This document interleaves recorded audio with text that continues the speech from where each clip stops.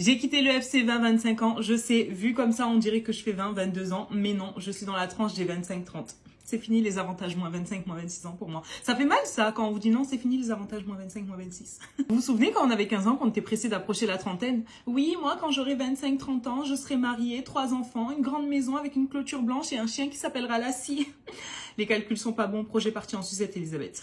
Non, sérieux, pour moi, avoir 30 ans, c'était l'âge d'or, comme dans le film 30 ans ou rien avec Jennifer, qui était pressée d'être sexy, carriériste, trentenaire, blablabla. Je sais que ça peut être un peu compliqué de passer le cap. Pas compliqué, mais un peu compliqué pour certaines personnes. Du coup, ça m'a donné envie de faire un bilan sur certains aspects de ma vie, de la personne que j'étais de mes 20 à mes 25 ans, et de la personne que je suis en train de devenir de mes 25 ans à mes 30 ans, même si j'ai pas encore 30 ans.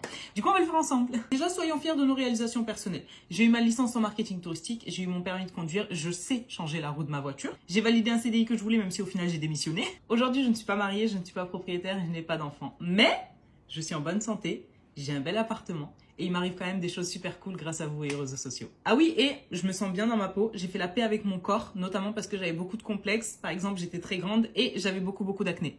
Voilà. Passons aux relations sentimentales, ça va aller très vite, c'est le néant total.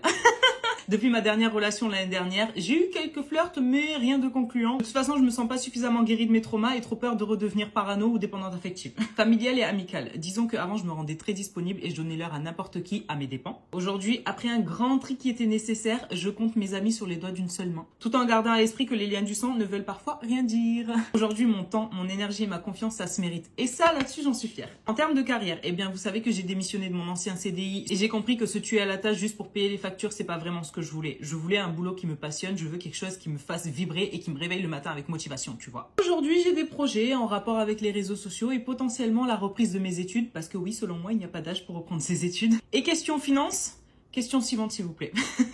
Non, je rigole, j'ai une tirelire que je gère plutôt bien et pour l'instant, ça va. Bon, et vous, ça dit quoi sur le bilan de certains aspects de votre vie ?